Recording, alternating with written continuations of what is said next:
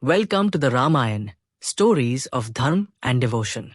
I'm Sandeep, and in this podcast, we'll journey together through the timeless epic of Valmiki's Ramayan, filled with stories of honor, sacrifice, devotion, and righteousness. Although it's rooted in Indian culture, the Ramayan offers universal lessons that resonate globally. The epic addresses themes such as the triumph of good over evil, loyalty, the struggles of the righteous, family duties, and the power of compassion. These values transcend cultural and religious boundaries, making the Ramayan relevant to everyone globally.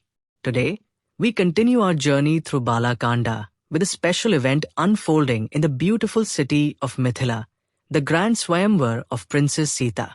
This episode delves into the story of the divine bow of Lord Shiv, its significance, and the challenge it posed to the assembled princes and warriors from all over the land. As Vishwamitra, Ram, and Lakshman settled into the city of Mithila, the excitement and anticipation around the upcoming Swayamvar of Princess Sita grew. The whole city was alive with preparations.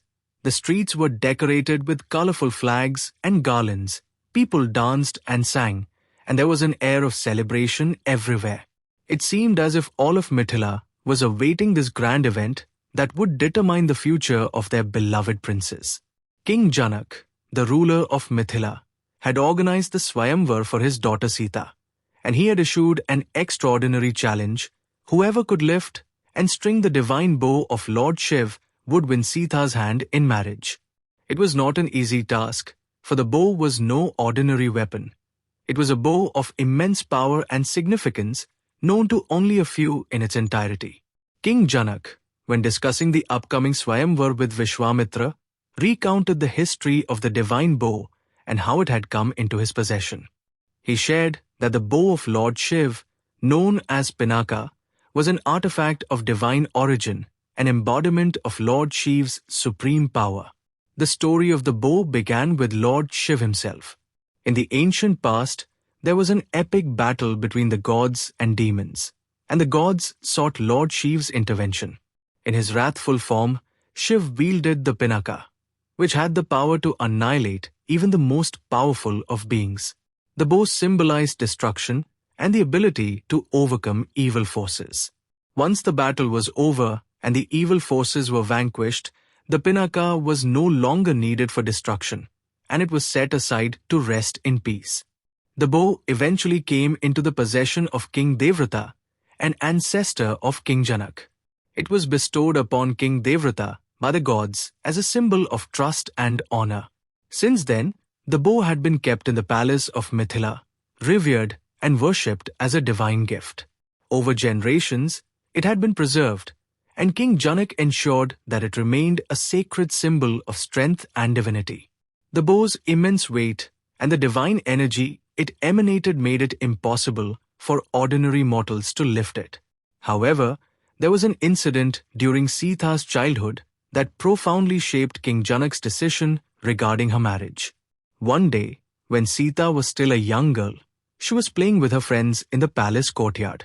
As they played, a ball accidentally rolled towards the Pinaka, which was kept safely in the palace. Sita, with her innocent curiosity, walked up to the bow to retrieve the ball. To everyone's astonishment, she effortlessly lifted the Pinaka, as if it weighed nothing at all. When King Janak witnessed this extraordinary event, he realized that Sita was no ordinary child. The fact that she could lift the divine bow of Lord Shiv, which no one else could move, showed that she was destined for greatness. Janak understood that Sita possessed divine strength, and that her future should be with someone who was as extraordinary as her. He knew that her husband must be someone who could match her strength, character, and divinity. It was this realization that led King Janak to set the challenge for Sita's Swayamvar. Whoever wished to marry Sita would need to lift and string the Pinaka. This was no ordinary task. It required not just physical strength, but also purity of heart and divine favor. King Janak believed that only a man of true greatness, chosen by the gods, would be able to accomplish this challenge and be worthy of his daughter. The day of the Swayamvar finally arrived, and it was a grand spectacle. The royal court of Mithila was filled with kings, princes, and noble warriors from across the land, each hoping to prove himself worthy of marrying Sita. The court was richly adorned, with garlands of fragrant flowers hanging from the walls, golden draperies, and lamps that glowed like stars, creating an atmosphere of reverence and celebration. In the center of the court stood the divine bow of Lord Shiv, resting upon an ornate pedestal. The bow was massive, made of a celestial material that glistened under the light. Its aura commanded respect, and even the greatest of warriors felt a sense of awe when they looked at it. The bow seemed to radiate a power that reminded everyone of its divine origin and the challenge it posed. Princess Sita, dressed in beautiful attire, stood beside her father, King Janak, her eyes filled with grace and serenity. She had grown up with the knowledge that her marriage would be determined by this challenge, and she had complete faith in her father's decision. Sita knew that her future husband would be someone extraordinary, someone who could lift the bow of Lord Shiv. King Janak welcomed all the assembled princes and warriors, his voice carrying the warmth and wisdom that he was known for. He said, "O noble princes and warriors who have gathered here from distant lands, it is an honor to have you all in Mithila. As you know, the challenge before you is to lift and string the divine bow of Lord Shiv. Whoever accomplishes this task shall win the hand of my daughter, Sita, in marriage.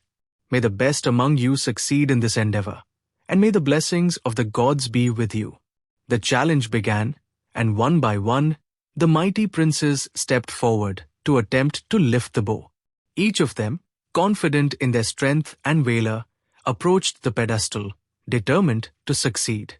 But as they placed their hands on the bow, they realized that it was no ordinary task.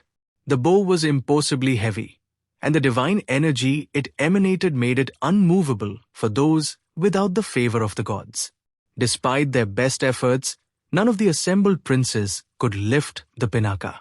The court watched in anticipation as prince after prince tried and failed, their confidence turning to frustration. The bow of Lord Shiv remained untouched, its power and significance evident to all. The atmosphere in the court grew tense, and whispers filled the air. Was there anyone who could lift this divine bow? King Janak, seeing the repeated failures of the assembled warriors, began to feel a sense of despair. He stood up and spoke, his voice filled with both pride and concern. "O noble guests, it seems that the strength to lift the bow of Lord Shiv is not easily found. I had hoped that someone among you would be worthy of marrying my daughter, Sita, but perhaps the gods have other plans. It is said that only the one truly chosen by destiny can accomplish this task." In the midst of this tense moment, sage Vishwamitra, who had been watching silently, turned to Ram and spoke with a calm smile. "O Ram, the time has come for you to step forward. You are the one destined for this challenge, and it is time for you to fulfill your divine purpose." Ram, who had been standing quietly beside Lakshman, stepped forward at Vishwamitra's command. There was a murmur of curiosity among the assembled guests as they saw this young prince, seemingly calm and composed, approach the bow. Lakshman watched his elder brother with pride and anticipation. Knowing that Ram was no ordinary prince, he was destined for greatness. Ram walked up to the pedestal where the bow of Lord Shiv lay. He bowed before it, showing his respect for the divine artifact, and then, with effortless grace, he placed his hands on the bow.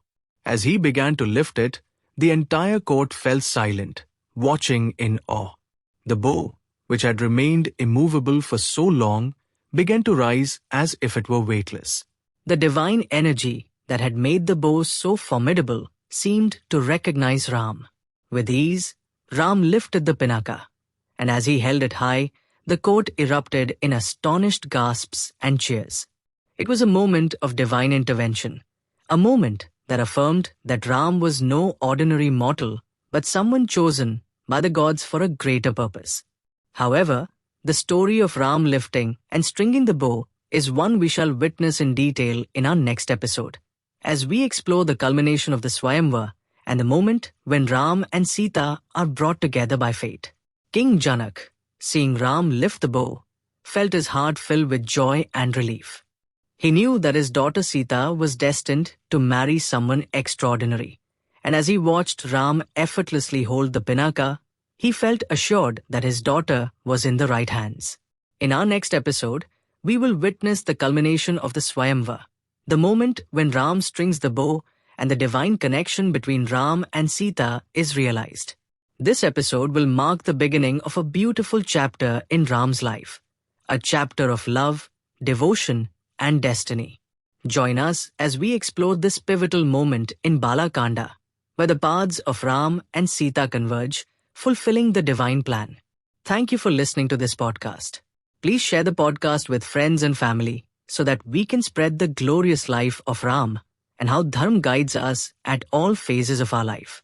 While we may not know exactly what happened, this eternal story of the Ramayana serves as a guide for how we conduct ourselves in our day-to-day lives. We have tried to create a story as close as possible to the ancient texts, scriptures, and writings of Valmiki's Ramayan. Until then, may the light of Dharm guide your path.